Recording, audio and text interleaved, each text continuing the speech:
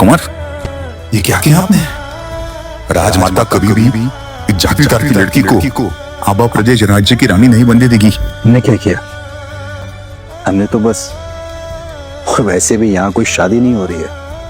आप हमारे कपड़ों को देखिए, कोई लड़की भिखारी से शादी क्यों करेगी? क्या किया दीदी आपने?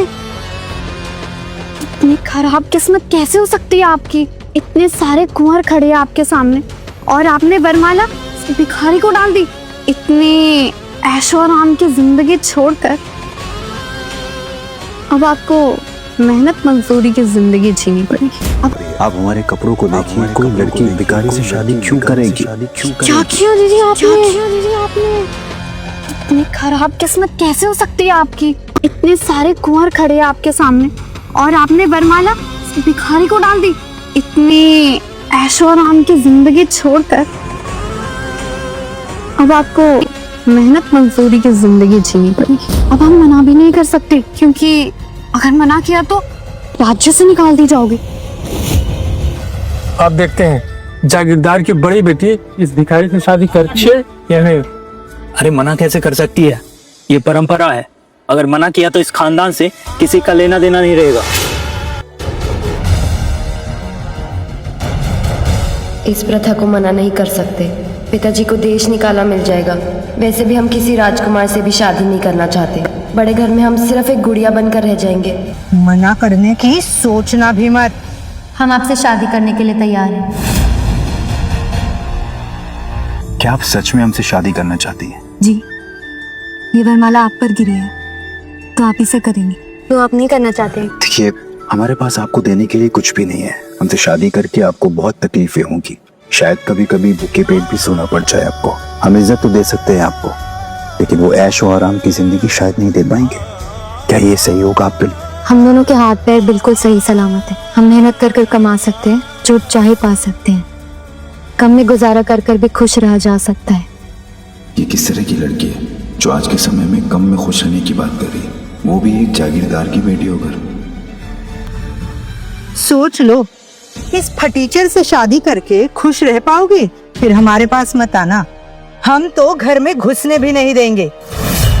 इस भिखारी को अगर घर में ले लिया तो तुम्हारे पिताजी की क्या इज्जत रह जाएगी? छोटी माँ, इज्जत पैसों से नहीं, इज्जत कर्मों से होती है। वीर ने हमें सब सच बताया है। इनका दिल साफ है। हम इनसे शादी करना चाहते हैं। तुम ऐसा सोच भी कैसे सकती हो? तुम मेरा नाम डुबो देना चाहती हो? मैं ऐसा कभी नहीं होने दूंगा। ये क्या कह रहे हैं जागीरदार साहब आप? अगर अभी ये शादी नहीं हुई तो परंपरा के साथ साथ आपके खानदान का नाम मिट्टी में मिल जाएगा। आपकी बेटी आपका नाम मिट्टी में नहीं मिला रही, बल्कि उसे बचा रही है।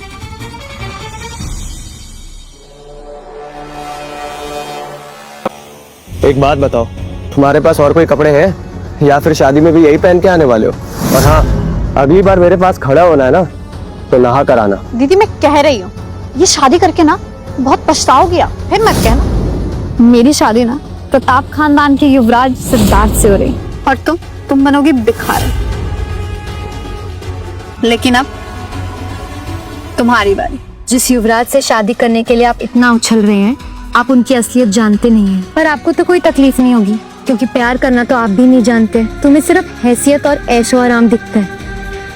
मुझे सिर्फ प्यार और इज्जत चाहिए। देखते हैं कितने दिनों की अकड़ है आपने। इस गरीब फटीचर से शादी करके ना आप हमेशा मेरे जूतों के नीचे रहोगे। तुमसे नीचे ही रहूंगी, इसलिए जब भी तुम्हें देखूंगी मेरा सर ऊपर होगा। सर तो तुम्हारा झुका रहेगा।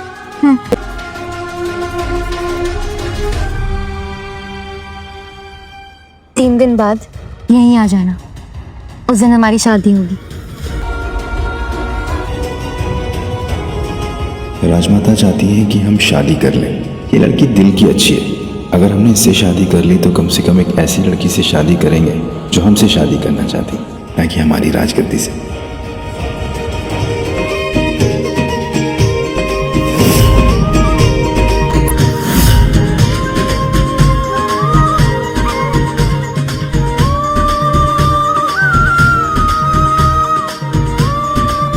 कितनी प्यारी लग रही है मेरी बेटी। कहीं किसी की नजर न लग जाए।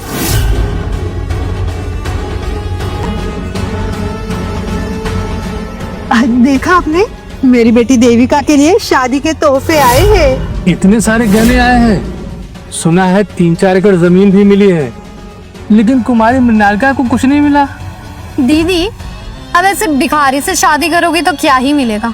फटे पुराने कपड़े, बदबूदार बिस्तर और कचरे के ढेर के सामने वाला। पिताजी प्रणाम। आओ बेटा, माता जी आओ। प्रणाम। पिताजी जीते रहो। प्रणाम। यहाँ आओ माता ना जी। बेटा। दीदी, मुहूर्त निकला जा रहा है, लेकिन तुम्हारा वो फटीचर पति तो नहीं दिख रहा। कहीं सुबह के खाने के लिए भीख मांगने में देर तो नहीं हो गई? और या फिर कहीं ऐसा तो नहीं कि उसने भी तुमसे शादी करने को मना कर दिया? अरे ये देखो, शादी में भी कैसे भिखारियों जैसे कपड़े पहन के आया है। ये किस तरह के कपड़े पहन कर आए हो तुम? आज के दिन तो किसी से भीख मांग लेते।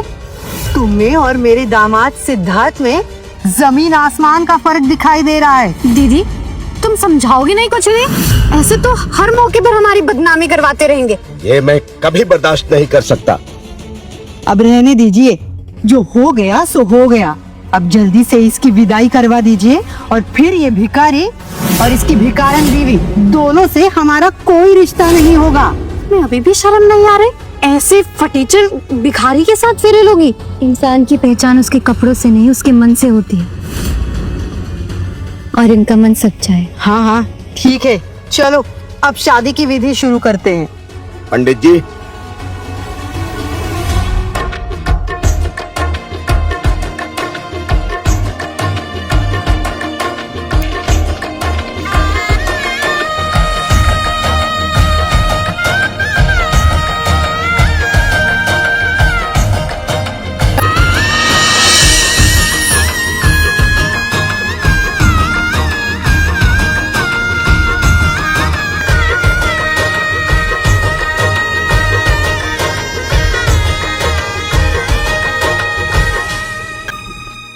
अब ये मत कहना कि अपनी बीवी को तुम पैदल लेकर जाओगे।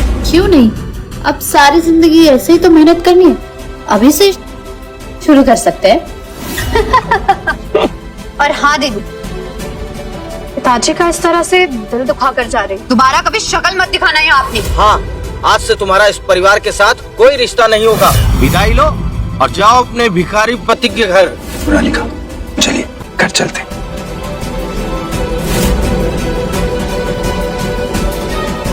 सिद्धार्थ,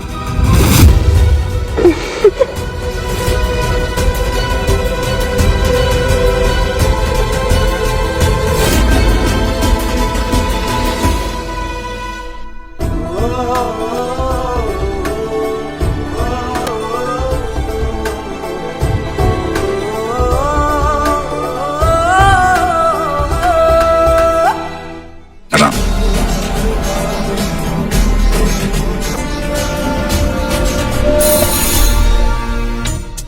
यही जगह मिली थी आपको?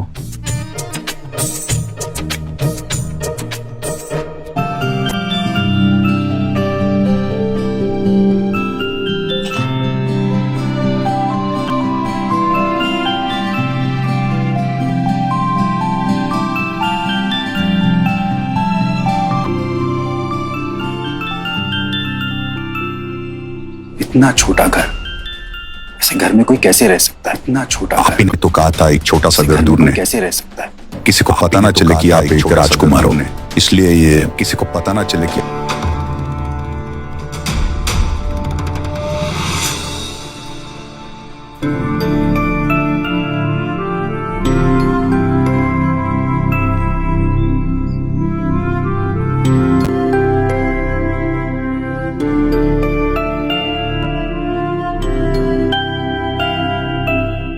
माफ करिएगा, हमारा घर बहुत छोटा है।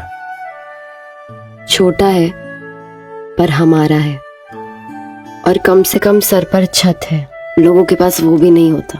अब यही हमारा संसार है, और अब हमारी चिंता मत करिए।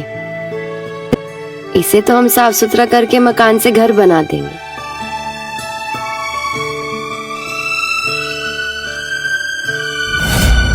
ये हमारे बाबा की आखिरी निशानी है, जो अब हम आपको सौंपते हैं। हमारे पास इसके सिवा आपको देने के लिए कोई और तोहफा नहीं है। आप इतनी कीमती चीज हमें कैसे दे सकते हैं? ये तो आपके पास होना चाहिए। ये तो आपके पिताजी की आखिरी निशानी से आप हम कैसी बात कर रही हैं? हमारा जो है वो सब आपका ही तो है, क्योंकि आप सिर्फ हमारी।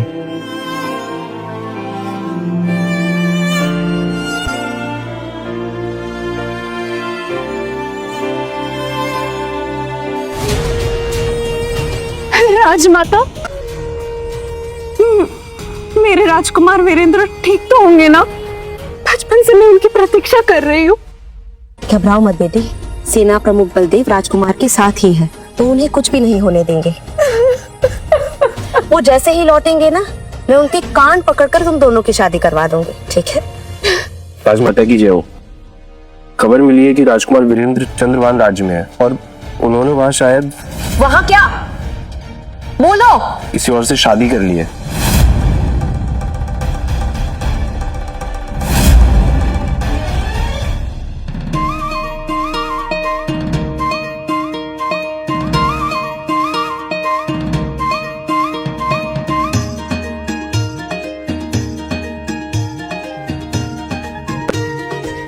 अरे उठ गए आप? उठिए, चलिए चलिए तैयार हो जाइए, पग फेरा है आज, पिताजी के घर जाना है।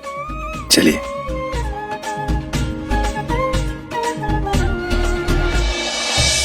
सुनिए, ये देखिए, हमें महादेव के मंदिर से कुछ पत्थर मिले हैं। हम इसे एक अच्छे से कपड़े में सिलकर एक ताबीज बना देते हैं। हमारे पास कुछ दिनार है, उससे हम कुछ अच्छा खरीद सकते हैं। और हम किसी दर्जी के पास कुछ कटे कपड़े ले सकते हैं, वो हमें सस्ते में मिल जाएंगे।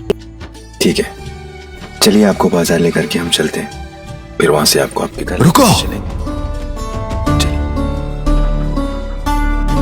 राजकुमार की जय हो। रुको।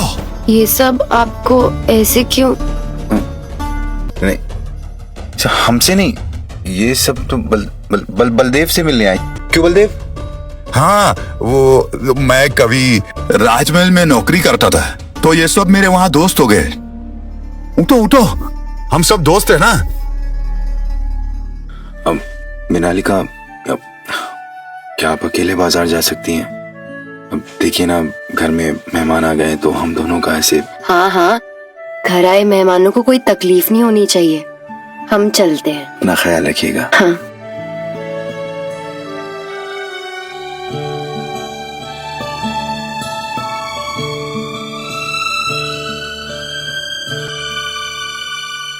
बोलो क्यों आए हो?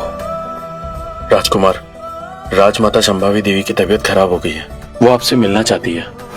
मृणालिका के घर पर उपहार भिजवा दीजिए और कहिएगा कि ये उपहार उनकी तरफ से आए, चाहिए उनके पीछे। उन्हें किसी भी चीज की तकलीफ नहीं होनी चाहिए। जी राजकुमार। चलिए। छोटी माँ, पिताजी, हम वापस आ गए हैं। कहाँ हैं आप लोग? पग फेरे वाले दिन अकेले आए हो? तुम्हारा वो फटीचर पति एक दिन भी तुम्हारे साथ नहीं रह सका? पग फेरे में अकेले आते हुए शर्म नहीं आ रहे? और कितनी गिरी हुई हरकतें करोगे? ओह, पग फेरे में खाली हाथ आ रही हो ना, इसीलिए शर्मिंदा होकर तुम्हारा पति नहीं आया तुम्हारे साथ। वैसे भी देखने में बेशर्म तो लग ही रहा था। और भिखारियों में शर्मिंदगी होती भी कहाँ? उसे भी बेचकर एक वक्त का खाना खा लिया होगा ना तुमने। क्या हाल हो गया है बेचारी का, कितनी कमजोर हो गई हो तुम। क्या हुआ, तुम्हारे भिखारी को कल भीख नहीं मिली क्या? कुछ खिलाया पिलाया नहीं तुमको? अगर तुम्हारी शादी नहीं हुई होती ना, तो मैं तुम्हें अपने पास रख लेता। अरे मेरी साली हो तुम, तुम्हारे लिए इतना तो कर ही सकता हूँ मैं। चाबी दीजिए ना। आप इसके फटीचर पति की इतनी चिंता क्यों कर रहे हैं? इसने चुना, खुद भुगतेगी। हमारा हम भुगत लेंगे, आप अपना देखिए। आज सुबह ही मिल रही है ना अपने युवराज को। सुबह हम बाजार गए थे, वहाँ हमने सुना कि कल रात युवराज दासियों के साथ शराब पी रहे थे। शादी की रात से ये बाहर है, लड़कियों के साथ अय्याशियां कर रहे थे। ये सबको पता चल गया है, मेरी बदनामी हो रही है, पर मैं दीदी को जीतने नहीं दूंगी। जलन में लोग कुछ भी कहते हैं, कुछ भी अफवाह फैलाते हैं। इन्हें बहुत काम होता है। तुम्हारे पति की तरह भिखारी नहीं है ना कि घर पर बैठे रहें। मृणालिका, तुम यहाँ क्या कर रही हो? मैंने तुमसे कहा था ना कि कभी अपनी शक्ल मत दिखाना। तुमने एक भिखारी से शादी की है, अब तुम्हारे लिए इस परिवार में कोई जगह नहीं है। पिताजी ऐसे मत कहिए, बेचारी कहाँ जाएगी, कभी कभी तो आ ही सकती है ना। हाँ, रोज रोज का आना जाना हमारे परिवार के लिए अच्छा नहीं, लेकिन 2-3 साल में तो एक बार मिलने आ ही सकती है। वैसे माँ पिताजी के लिए कुछ लाई नहीं, खाली आ पाई हो। ये हमने मंदिर के पत्थर से बनाया है। ये आपकी रक्षा करेगा। तुम्हारी हिम्मत कैसे हुई इतना छोटा और घटिया उपहार देने की? अरे भिखारी से शादी की है, ये भी इसके लिए बहुत है। प्रणाम। राजमहल से तोहफे आए हैं। मंत्री जी कह रहे हैं उदय सिंह राठौर की बड़ी बेटी की तरफ से पगफेरे के लिए तोहफे आए हैं।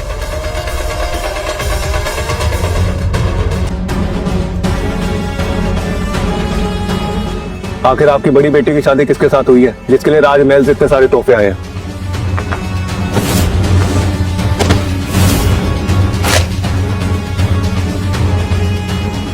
ये तोहफे जरूर राजकुमार ने भिजवाए होंगे। इतने सारे तोहफे, पर सबको पता है कि मृणालिका ने एक भिखारी से शादी की है, तो फिर उसके तरफ से राजमहल से कैसे तोहफे आ सकते हैं?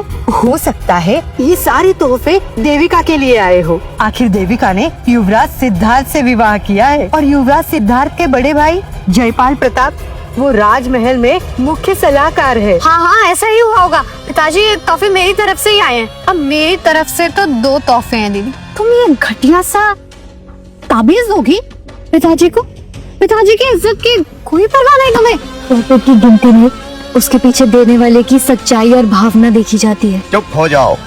एक तो भिखारी से शादी करके हमारी गर्दन झुका दी और अब यहाँ खड़ी होकर प्रवचन दे रही हो तुम। पिताजी, क्या आपके लिए आपकी बेटी सिर्फ सम्मान और पद प्राप्ति के लिए होती है?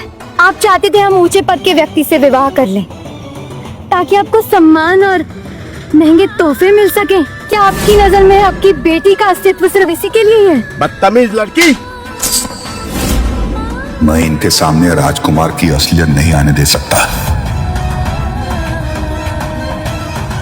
और मुझे राजकुमार तक ये खबर पहुंचानी होगी कि यहाँ पर राजकुमारी मृणालिका के साथ कैसा बुरा व्यवहार हो रहा है।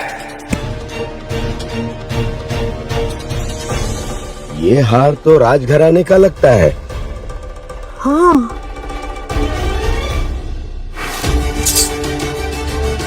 ये तो बहुत महंगा है। तुम्हारे पास कैसे आया? वापस दो हमें। ये हमें वीर ने हमारी शादी के तोहफे में दिया है। दीदी, मुझे तो लगा था तुम्हारा पति सिर्फ भिखारी, वो तो चोर भी निकला। चुप हो जाओ देविका, वो तुम्हारे जीजा है। ऐसा गंभीर आरोप लगाने से पहले तुम्हें शर्म आनी चाहिए। पिताजी, आप कुछ समझाइए इसे। चुप कर। उसे क्या समझाना? तू समझ, अगर ये बात बाहर निकली ना तो कितनी बेइज्जती होगी। ये बात बाहर आनी चाहिए माँ। इसके पति को बीच चौराहे में खड़े कर नंगी पेट पर कोड़े मारे जाने चाहिए। पिताजी, अब भी आप उसे कुछ नहीं कहेंगे ना? आखिर मैं भी आपकी बेटी हूँ। हाँ हाँ, इस घर की बड़ी बेटी हूँ तो कुछ भी कर सकती। ये तोहफा वापस चाहिए ना तो एक वादा करो, मेरे परिवार से हमेशा हमेशा के लिए सारे रिश्ते तोड़ दोगी। पिताजी, एक तो तुमने उस भिखारी से शादी की और फिर पग फेरे में शगुन के नाम पर हमें इतनी घटिया चीज देकर बेइज्जत किया। आज से हमारा तुम्हारा कोई रिश्ता नहीं है। ठीक है पिताजी, अगर आपके लिए धन और ओहदा अपनी बेटी से ज्यादा जरूरी है तो आज से हम इस परिवार से सारे रिश्ते तोड़ते हैं। अरे रुको ना, कहाँ जा रही हो? इतना सब कुछ होने के बाद बिना सजा भुगते तो तुम यहाँ से नहीं जा सकती। तुम जो चाहती थी वो तो हो गया, अब क्या करना चाहती हो? सैनिकों, रसोई से जलता हुआ कोयला लाया जाए, बिछवाना है। मृणालिका को उस पर चलना होगा। राजकुमार,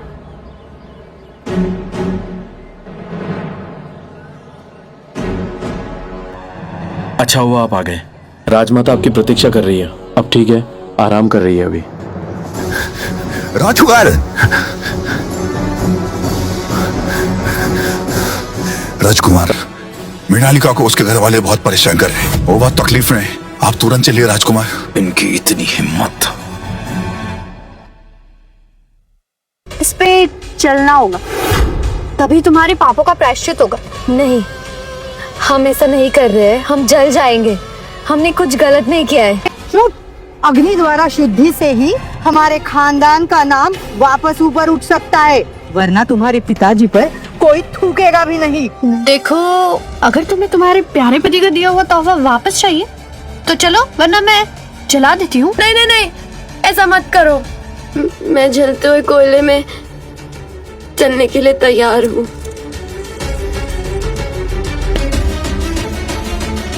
अरे आखिर ऐसा क्या है उस भिखारी में जो तुम इस कोयले पर चलने के लिए तैयार हो गई?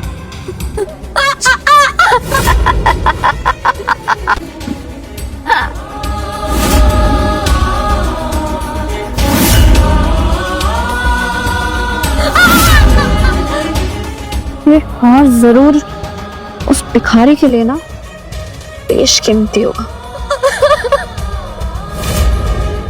ये हमारे बाबा की आखिरी निशानी है।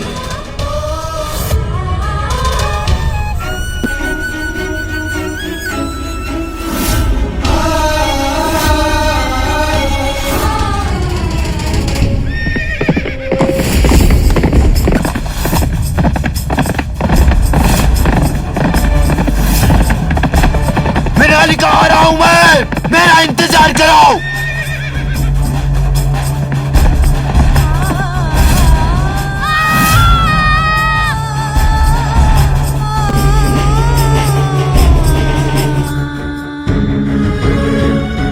घबराना मत वीर, तुम्हारे पिताजी की आखिरी निशानी को हम कुछ नहीं होने देंगे।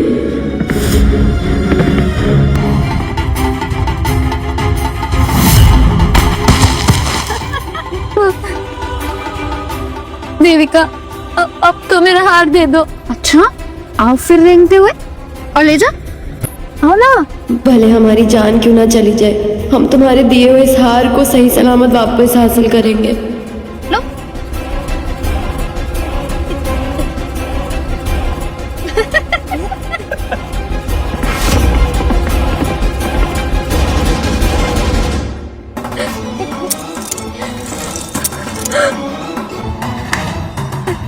वीर, मैंने तुम्हारे पापा की आखिरी निशानी बचा ली। मैं तुम्हारा दिल कभी नहीं टूटने दूंगी।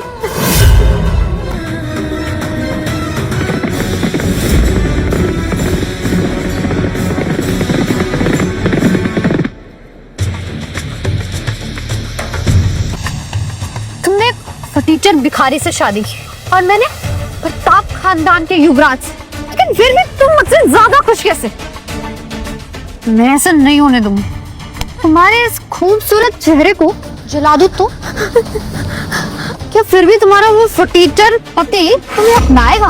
हाँ, तुम जैसे गिरी हुई औरत को प्यार करेगा? बोलो। हाँ? तुम्हारा ये चेहरा ना आज जला ही देती, कोई भी खुशी तक कभी नहीं पहुंच पाएगी। क्यों मुझसे इतनी नफरत करती हो देविका? मैंने बचपन से तुम्हें अपनी बहन जैसा प्यार किया, कभी कोई भेदभाव नहीं किया। फिर क्यों? कि बचपन से इस पूरे घर में सिर्फ तुम और तुम्हारी माँ का, मरी हुई माँ का साया हमारे सिर के ऊपर रहा है। अभी मैंने प्रताप खानदान में शादी की, सिर्फ तब से पिताजी मुझ पर गर्व करने लगे। उससे पहले सिर्फ तुम थी हर जगह, लेकिन अब मैं ऐसा नहीं होने दूंगी। इस परिवार के साथ इतना खिलवाड़ करके तुम कैसे खुश रह सकती हो? तुम्हें सजा जरूर मिलेगी। इंतजार किस चीज का? जला दो उसका चेहरा। ये इसी लाए थे। देविका रुक जाओ, मैं यहाँ से बहुत दूर चली जाऊंगी, मैं तुम्हारी जिंदगी में नहीं आऊंगी। खुशी से तो तुम्हें यहाँ से वैसे भी मैं जाने नहीं दूंगी, बर्बाद होकर जाओगी तुम। देविका बेटी, ये कुछ ज्यादा ही हो रहा है। आप चुप रहिए।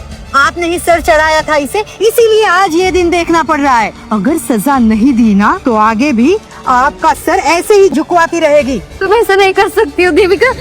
कर सकती हो। मैंने कहा था ना तुमसे, भिखारी से शादी करोगी ना तो मेरी चूटी के नीचे ही रहूंगी। मैं जब चाहे मैं तुम्हें किसी भी वक्त कुचल सकती हूँ। राजकुमार वीरेंद्र पधार रहे हैं।